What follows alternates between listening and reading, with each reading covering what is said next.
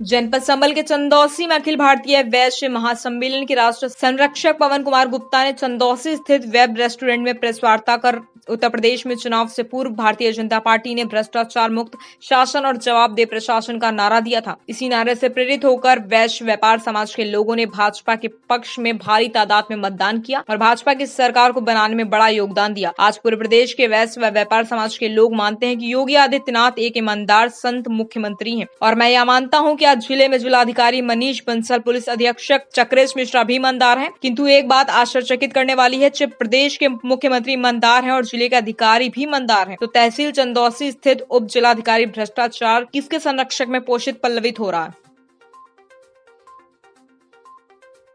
उत्तर प्रदेश में चुनाव से पूर्व भारतीय जनता पार्टी ने एक नारा दिया था कि भ्रष्टाचार मुक्त शासन और जवाबदेह प्रशासन। इसी नारे से प्रेरित होकर वैश्य और व्यापारी समाज के लोगों ने भारी तादाद में भारतीय जनता पार्टी को मतदान किया और वैश्य समाज के लोगों ने भारतीय जनता पार्टी की सरकार को बनाने में एक बड़ा योगदान दिया है। ये सर्वविदित है। भाजपा के पक्ष में मतदान करने के बाद भी आज व्यापारी समाज शोषित व उपेक्षित है।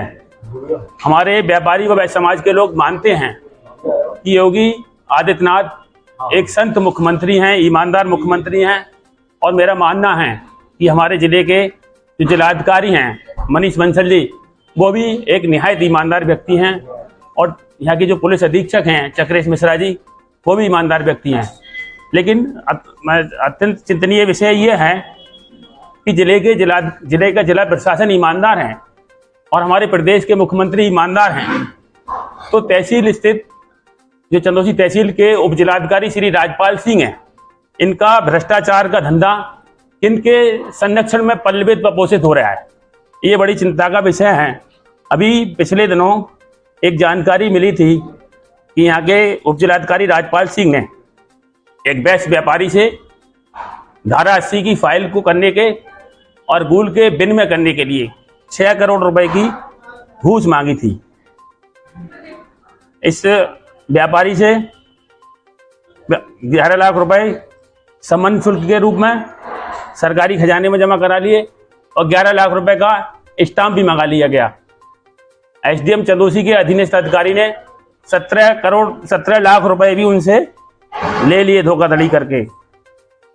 एक जानकारी मिली है, उसके अनुसार एक आकलन किया जाए तो उप जिलाधिकारी चंदौसी ने कम से कम 10 करोड़ रुपए अपने तैनाती के दौरान चंदौसी से कमाए हैं। जब उस व्यापारी ने इन्हें 6 करोड़ रुपए की अवैध घूस देने को मना कर दिया तो इन्होंने उनके खिलाफ झूठी एफआईआर करा दी और उनकी धारा 80 की फाइल भी निरस्त कर दी। वो व्यापारी आत्महत्या करने की सोच रहा था, तभी अखिल भारतीय वैश्य महासम्मेलन के पदाधिकारियों को ये जानकारी मिली। उन्होंने उस व्यापारी से संपर्क किया और उसे ढांढस बंधाया कि अखिल भारतीय वैश्य महासम्मेलन के लोग आपकी साथ इस कानूनी लड़ाई को लड़ेंगे और साथ ही साथ उन्हें ये भी भरोसा दिलाया कि आप भारत के संविधान में भरोसा रखो। काफ़ी दिनों तक वो व्यापारी डिप्रेशन की दवाइयाँ लेता रहा। व्यापारी के साथ अखिल भारतीय वैश्य महासम्मेलन के पदाधिकारियों ने उच्च अधिकारियों से संपर्क किया। तब पुलिस अधीक्षक संबल ने उनकी एफआईआर की जांच जो है वो क्राइम ब्रांच में स्थानांतरित कर दी। क्राइम ब्रांच के अधिकारियों ने उस जांच में फाइनल रिपोर्ट लगा दी, जबकि अच्छा होता कि उस मुकदमे को एक्सपंज करके झूठे मुकदमे दर्ज करने वालों के विरुद्ध 182 की कार्रवाई की जाए। हालांकि ये विषय अभी समीक्षा का बिंदु है।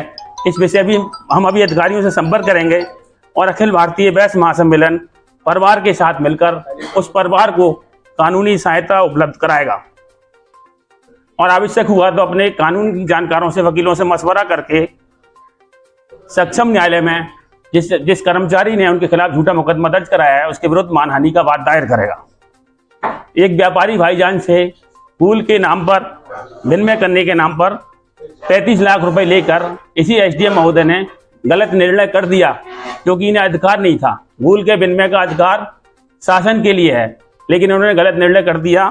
जब जांच शुरू हुई तो उन्होंने आनन फानन में बिना किसी विधिक औपचारिकता को पूरे करते हुए उस आदेश को निरस्त कर दिया।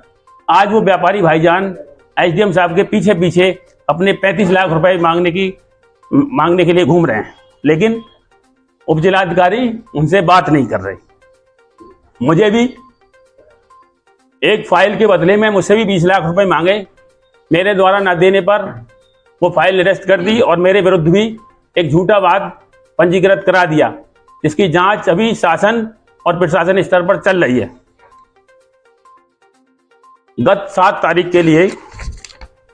अक्टूबर के लिए अखिल भारतीय वैश्य महासम्मेलन का एक प्रतिनिधि मंडल उप मुख्यमंत्री ब्रजेश पाठक जी से मिला और इनके खिलाफ जो जितनी इन्होंने भ्रष्टाचार किया है, गलत कर रहे हैं, इनकी शिकायत उन्होंने उनसे की।